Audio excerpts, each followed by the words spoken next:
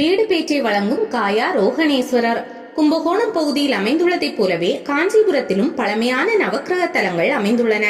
அத்தகைய தலங்களில் குரு பரிகார தலமாக விளங்குவது காஞ்சி மாநகரின் தென் திசையில் வேகவதி ஆற்றின் வடகரையில் பிள்ளையார்பாளையம் பகுதியில் உள்ள அருள்மிகு கமலாம்பிகை உடனுரை ஸ்ரீ காயா ரோகணேஸ்வரர் திருக்கோவில் ஆகும்.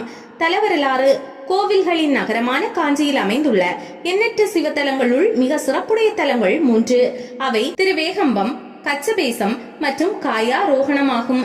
இத்தலங்கள் முப்பெருந்தேவியராகிய காமாட்சி, சரஸ்வதி, லட்சுமி ஆகியோர் தவம் செய்து வழிபட்ட பெருமை உடையவை. இவற்றுள் காஞ்சிக்கு உயிரென சிறந்த உத்தம கோவிலாக தவத்திரு மாதவ சிவஞான சுவாமிகள் உரைப்பது காயா ரோகணம். காயம் என்றால் உடம்பு, ஆரோகணம் என்றால் ஏற்றிக்கொள்ளுதல். ஈசன் ஒரு சமயம் பிரம்மன் மற்றும் திருமால் ஆகியோரின் இறுதி காலத்தில் அவர்களை ஒடுக்கி அவர்களின் திருவுடலை தம் தோள் மீது தாங்கி நடனம் செய்ததால் இத்தலம் காயாரோகணம் என்ற பெயரை பெற்றது என்கிறது இத்தல வரலாறு. லட்சுமி தேவி காயாரோகணேஸ்வரரை வில்வத்தால் அர்ச்சனை செய்து திருமாலை தன் கணவனாக பெற்றாள். குரு பகவான் வேகவதி ஆற்றின் தென்கரையில் உள்ள தாயார் குளம் என வழங்கப்படும் காயாரோகண தீர்த்தத்தில் நீராடி காயாரோகணேஸ்வரரை வழிபட்டு தேவர்களுக்கு குருவாகும் வரம் பெற்றார். இதனால் இக்கோவிலில் லட்சுமி மற்றும் குரு பகவான் ஆகியோருக்கு தனித்தனி சன்னதிகள் அமைந்துள்ளன. யமன் காயாரோகணேஸ்வரரை பூஜை செய்து தென் திசைக்கு தலைவனாகவும் பெயர் பெற்றான். இத்தலத்திற்கு வந்து வழிபடுவோர் செல்வம், அறிவு மற்றும் வீடு பேரும் பெறுவார் என்பது ஐதீகம். கோவில் அமைப்பு: இத்தலம் நுழைவு வாசலுடன் கிழக்கு திசை நோக்கி அமைந்துள்ளது. நுழைவு வாசலில் குரு பகவான், பிரம்மா, சிவபெருமான், விஷ்ணு, பார்வதி தேவி சிற்பங்கள் அமைந்துள்ளன. நுழைவு வாசலை கடந்து உள்ளே நுழைந்தால் 3 நிலை ராஜகோபுரத்தை காணலாம். உள்ளே பலிபீடமும் நந்தியும் தரிசனம் தருகின்றன. கருவறையில் மூலவர் காயாரோகணேஸ்வரர் கிழக்கு திசை நோக்கி அமைந்து லிங்க சுரூபத்தில் காட்சி தருகிறார். கருவறையின் பின்புற சுவற்றில் சோமஸ்கந்த சிற்பம் காட்சி தருகிறது. கோட்டங்களில் விநாயக பெருமான், ஸ்ரீ தட்சிணாமூர்த்தி, ஸ்ரீ விஷ்ணு, பிரம்மா மற்றும் துர்க்கை ஆகிய தெய்வங்கள் காட்சி தருகின்றனர். துர்க்கைக்கு எதிரில் சண்டிகேஸ்வரர் சன்னதி அமைந்துள்ளது. கருவறை கஜபிருஷ்ட வடிவத்தில் அமைந்துள்ளது. இத்தகைய வடிவமைப்பு தொண்டை மண்டலத்திற்கே உரிய சிறப்பாகும்.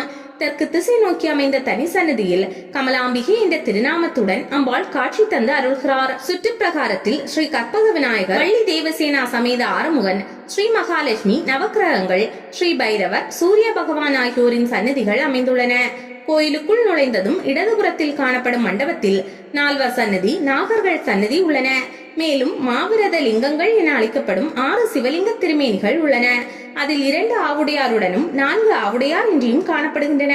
இந்த சிவலிங்கங்களை மாவிரத முனிவர்கள் என்று அழைக்கப்படும் 6 முனிவர்கள் வழிபட்டதாக கூறப்படுகிறது. மாவிரத லிங்கங்களுக்கு அருகில் ஸ்ரீ பாலமுருகன் என்று திருக்கோலத்தில் அருள்கிறார்.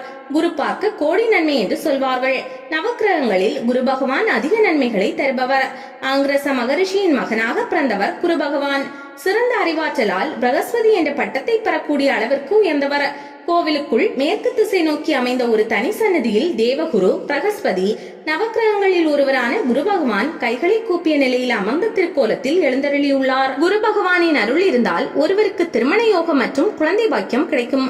வியாழக்கிழமைகளில் குரு பகவானை வழிபடுவது சிறப்பானதாகும்.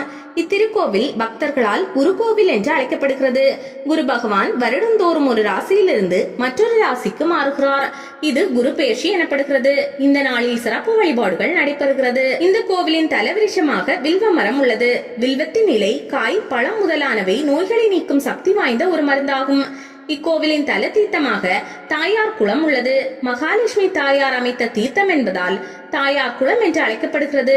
இது லட்சுமி குண்டம், குருவார தீர்த்தம் என்றும் அழைக்கப்படுகிறது. பொதுவாக குளங்கள் 4 மூலை அமைப்புடையதாக அமைக்கப்பட்டிருக்கும். ஆனால் இத்தலத்தின் தீர்த்தம் முற்றிலும் வித்தியாசமாக 5 மூலைகளுடன் ஐங்கோண வடிவில் அமைக்கப்பட்டுள்ளது.